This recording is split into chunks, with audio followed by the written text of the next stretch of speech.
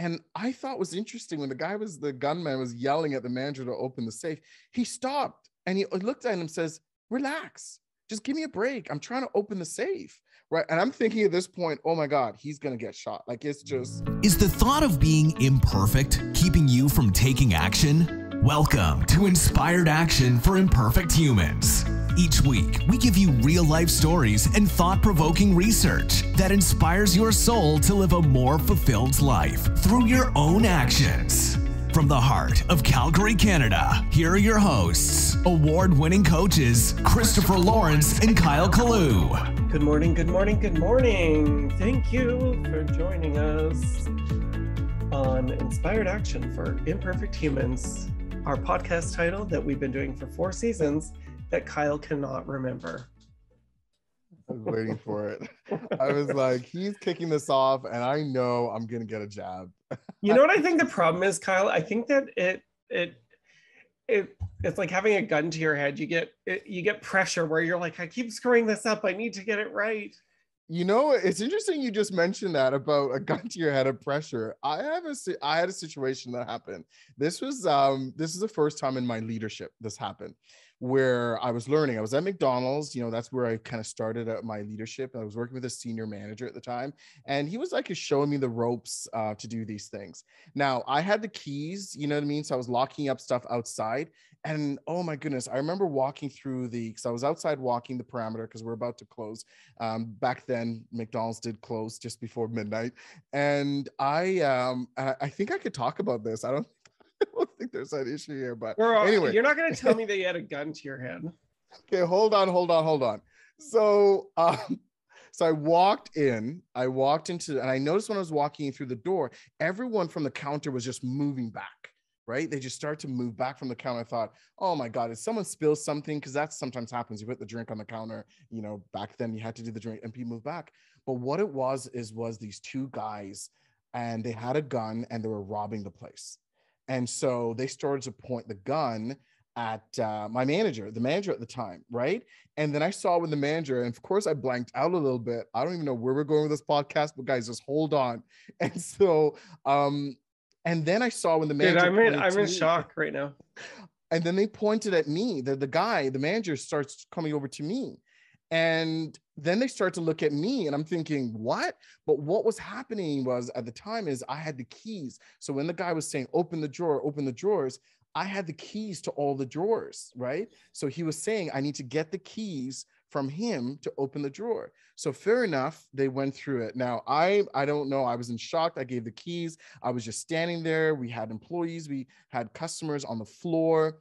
And after he got the money from the cash drawer, he then demanded for the safe to be open. So we had to go to the back. So here, myself and the guy went to the back. Now he wanted all the employees, all the people to the back. So we all went to the back by the safe, and he was trying to open the safe, and he had the gun at the manager's head, right? And then he kept saying, hurry, hurry. And we were just like, some was in shock, some was crying, some were just like, they didn't know what to do. And I thought was interesting when the gunman was yelling at the manager to open the safe, he stopped and he looked at him and says, relax, just give me a break. I'm trying to open the safe. Right. And I'm thinking at this point, oh my God, he's going to get shot. Like it's going to play out like you see in the movie. But it was something about that he just said, guys, relax. I'm going to open it. You already got the money from the drawer. I'm going to give you the money I don't care. It's not my money. I'll give it to you. Just give me a moment. It's a combination. You having a gun to my head. And you know what? He really controlled that narrative in that moment, because the gunman's like, okay. And he just stepped back a little bit.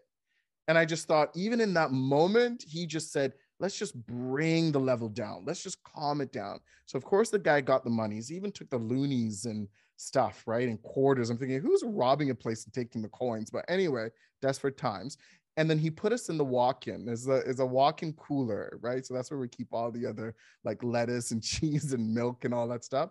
So we were brought into the cooler, and Christopher, we were terrified.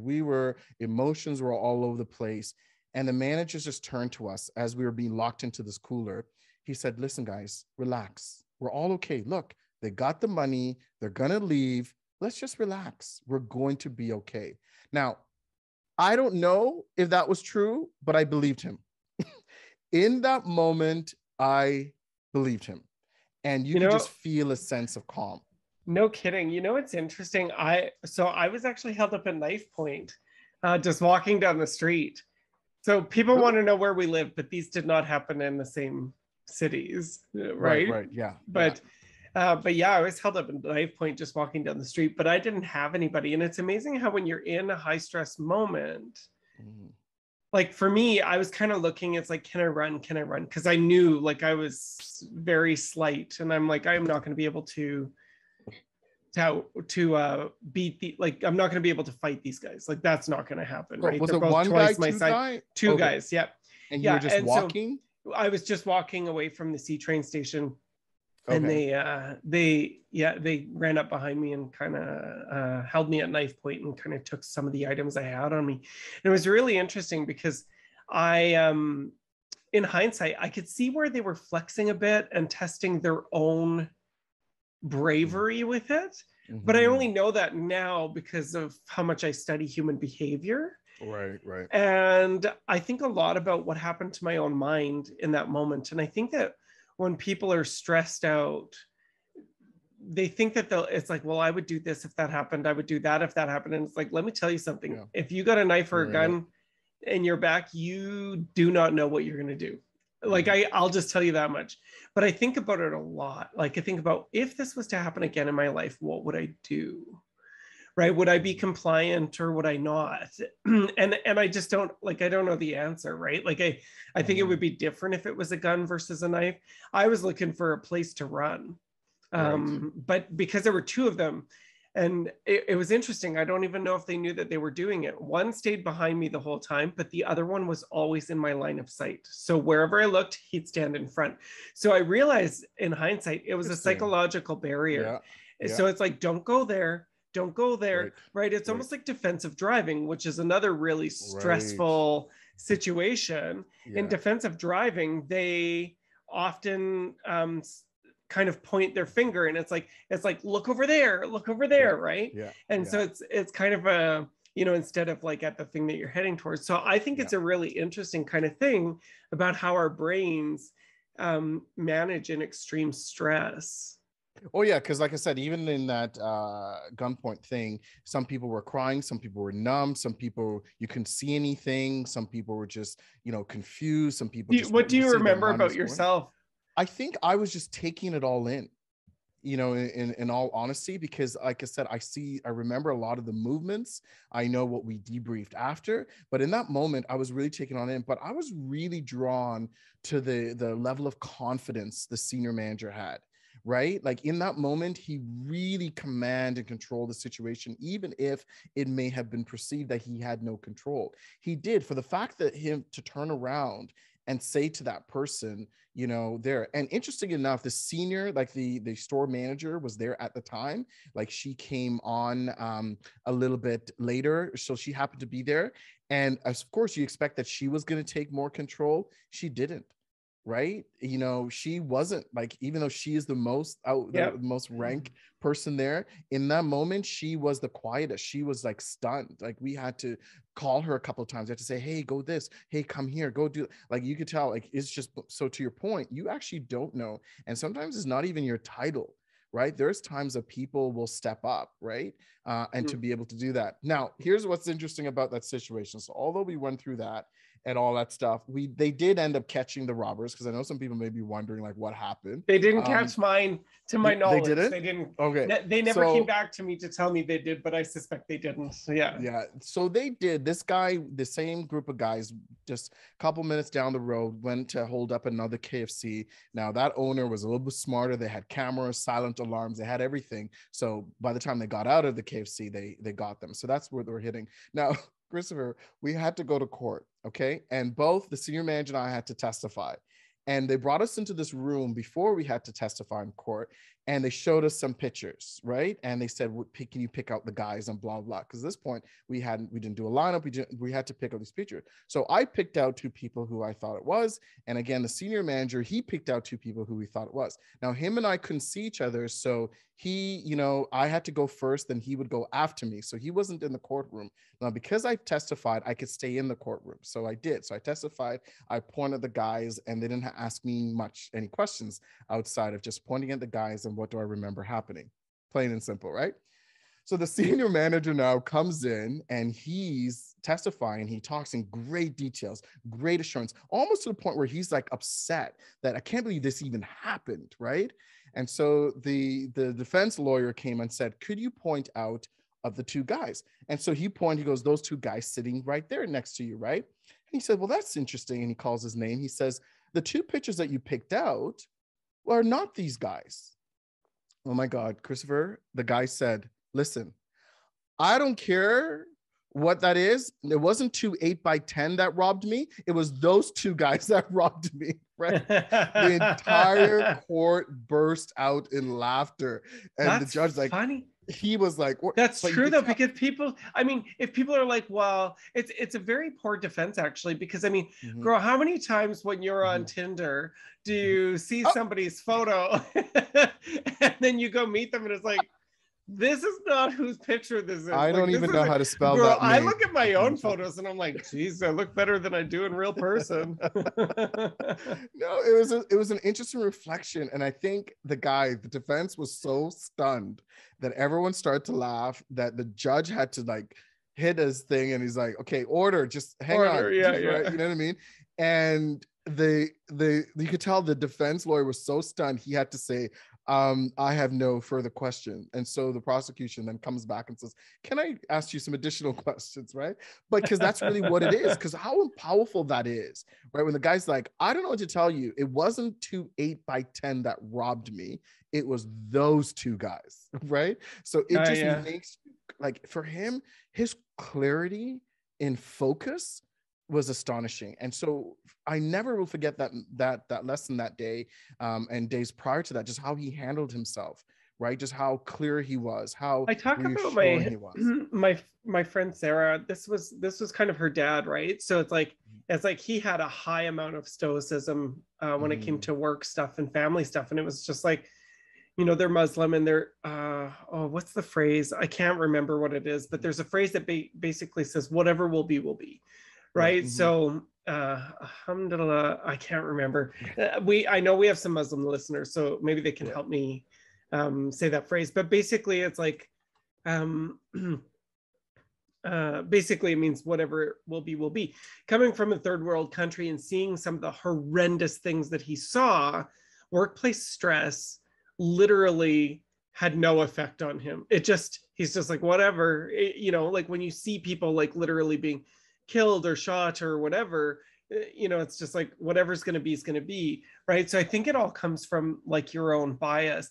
I think if we bring this back to some of the workplace stuff, Kyle, like I think this is such a really cool story, and it leads into some of this thing about stress in the workplace and what happens. So I think I've got 2 things that I want to talk about here, if that's okay. One is kind of long-term brain changes. So there is evidence that chronic and persistent stress may actually rewire your brain and cause ongoing inflammation. So this is super important. This comes from Dr. Ressler. This is out of Harvard, okay? Harvard Health. So scientists have learned that animals that experience prolonged stress have less activity in the parts of their brain that handle higher order tasks. For example, prefrontal cortex. So if you're under high stress and then you don't know why you keep forgetting things, why you're making poor decisions, why you're you know, risk taking is all messed up or whatever, it's because you're under chronic stress. And so basically it's kind of like and what you end up activating more often in that stress is your amygdala, right? So this is kind of like if you only worked out your arms in the gym, but you didn't work out your chest or back, you would have monkey arms, but you'd have this tiny little concave chest. I actually saw this at the gym once. So it brings a visual where this guy, like, honestly, he had massive biceps, but he never worked out his chest at all. And it was like that. He looked so weird, right? So poor guy, right? But he looked good with a shirt on. You know. Now, with that said, could that be the same, stress and negativity? Because you find that sometimes negativity, but here's the thing. Okay, I want to be really careful. Negativity, it is a form of stress. It is a form of stress, but it's important to remember that negativity is not all bad. And I think that we do live in a world that says negativity is all bad. I don't think negativity is all bad. I think it's about the recognition of the negativity and not avoiding it, and then sitting with it and being okay with it, and maybe even taking an action on it, but not necessarily. Where negativity becomes a problem is that it can turn into ruminating. And ruminating is often because there's something that's unresolved. And then typically when we're ruminating, instead of sitting in it, we want to avoid it. So then we just get it stuck kind of almost in a neurofeedback loop. So it's really important that people differentiate those things. So they do suspect that these changes in the brain are reversible, but it can be more difficult to reverse than others. So this means that some people will be more prone to stress and staying in that chronic stress. So those of us who have had stressful childhood experiences will often take on more of a toll in developing the brain in that chronic stress pattern. So it's not that it's undoable, but it just takes a little bit more work for those of us that have had that. One of the things that's attached to this actually is about how well you can remember it. And so for me, that's really problematic, because it's like I remember like specific details about my childhood. And they say, even if it's not, you know, even if your brain is filling in the gap and it's not accurate, it's just the way your brain's wired. So interesting. So the other part of this is that not all stress is created equal. So this is what Dr. Ressler says. It's a tough question because stress is a broad term that's used to describe a lot of different things. The stress you might experience before you take a test is very likely different than the stress of being involved in a car accident or from a prolonged illness. But they can say that more stress is likely worse, and long-term stress is generally worse than short-term stress. So here's some additional factors that might be more harmful. If stress is unpredictable, then that will create a more harmful effect on the brain. If someone can anticipate stress, it's less damaging than stress that appears to be random. This is why some people have what we call like an adjustment disorder. Right. So basically, it's like people who have a hard time with last minute change. It's actually because their brains are wired in a stress state. They're wired in a stress state already. And so when we add more unpredictable stress, even if it's a small change, they have a really hard time adjusting to it. Exactly. Yeah. And that's the other thing too, is when people go to the workplace and they're like, I have a colleague or a leader who are like, oh, I wonder what he's going to blow up about today. I wonder what she's going to complain about. Right. That unpredictableness, right. Where they're like, they know like something's going to happen to some degree, or they may not know when it's going to happen, which could be also stressful. Right. Until you get to a point where they just snap. Right. Agreed. So there's another factor. If there's no time limit on the stress. So like if you're stressed out about a presentation or an upcoming exam, that has a point where you know it will get relief. Right. Yeah. But if the stress has no endpoint, so like if you're constantly stressed about finances or dealing with people at work, that makes it harder. Which is why I think it's important that people put their own end date on things.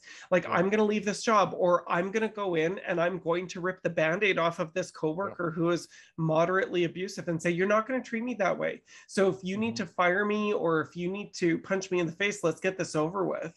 Right. But the idea is to actually get through stress.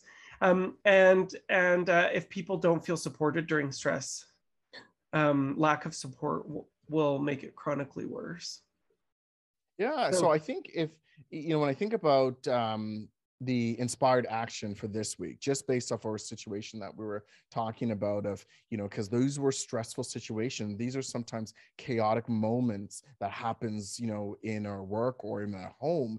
Is what I'm hearing is we need to be mindful that one, what type of stress is happening. Am I even stressed? Right? Because as you know, with me, most of my stress I feel physically. Right? There's things where I start complaining about headaches and my body, and you're like, are you stressed about something? And usually it's in those moments where I'm like, what would I be stressed about? And then I do that awareness piece, and I'm like, right, this has been stressful all week. So in another Harvard health article, Kyle, they suggest 5 things about kind of getting stress under control. Let's hear it. And this is the name of the game. So this article, by the way, because people are going to want to see it, it's called Protect Your Brain from Stress. Stress management may reduce health problems linked to stress, which include cognitive problems and a higher risk for Alzheimer's disease and dementia. Oh, wow. So they're really connecting it to that inflammation piece. So the first thing is establishing some control over your situation. So having a routine is good for development and health. And certainly removing some of those stressors that are unnecessary. We talk about this a lot as business owners. We talk about it a lot in the workplace as well. Getting a good night's sleep. So stress can result in sleep difficulties. So focusing on ways that you can get helpful sleep will help. I had that this morning. I woke up, had a bad sleep. I went right back to bed. I adjusted my day, right? Getting organized. So having lists, knowing what's in your day, making sure that you're booking time in your day with nothing, that you can just do whatever you want with, is really key. Strategic leader does a lot with this as well, just in terms of like buffer days and that kind of thing. And getting help if you need it. So whether it's a psychologist or something else to help reduce stress, and then changing your attitude towards stress. So there's an interesting quote, right? A life without stress would not only be impossible, but also would likely be pretty uninteresting. In fact, a certain degree of stress is helpful for growth. So, and this is from Dr. Ressler. So rather than striving for no stress, strive for healthier responses to stress. Right. So when stress comes, finding new ways to respond to it. Even that last piece that you just mentioned, as I look back at that situation I experienced, and I'm not sure if that's the same for you with the knife incident as well. I learned a lot in that night, and there's a few things after. Learned a lot about myself and people. Absolutely. Right. Just how I responded to it. Right. To know that I made it out. Right. So I can accomplish certain things. I can get out of those things. It's possible. So not everything is doom and gloom, right? Because sometimes when someone sees a gun or a situation, they think everyone's dead. And again, there's been experiences where that has happened. However, in my leadership, right, what type of leader I want to be more about, which is, like this other senior manager, he was concerned about himself as well as other people. Right? Like he really wanted to say, okay, let these guys move out. Right? Those are some of the other details that I mentioned. He's like, let them all come back over here. Right? And even offered, because we knew that we can get out of the cooler. So that was his suggestion. Why don't we just go all in the cooler? That way we could lock it and then no one's going to do anything. And so he did that to allow us, because we know once we're in the cooler and we showed him how to lock it, there's a release. Once you hit that release, the door opens, right? So we knew that would be okay, but the guy who robbed the place didn't know, right? So we wanted him to feel safe that he can get away, so to speak, right? Because what's more important, for us to take him down or for us to survive this piece? Yeah, so the money is irrelevant. Yeah, absolutely. The stuff I had was irrelevant. Anyway, this is great. I love those 5 things. So guys, for for folks listening to us right now, thank you again, always, for your support. If this is something that you struggle with, or someone who does, share this podcast. Let us know if we missed something, or there's some additional things that you do to manage your stress, because again, sharing is definitely caring, because we all would experience stress at some level, either at work, with our friends, with our relationships. And the more we know, the better it is. We'll see you next week. Thanks for joining. It's our goal to build a global community of inspired action takers, and we can only do that with your help. So if you love inspired action, please leave a review on your favorite podcasting app and share us on your socials. You've heard from us. Now we want to hear from you. Go to inspiredactionpodcast.ca and tell us, what is the inspired action you took this week? Next week on Inspired Action for Imperfect Humans. And the other thing too is when we talk about challenge, and I'll tell you from my experience, when a leader hears you want to be challenged without definition or specificity, or you being really clear on it, it says to them, you want more work.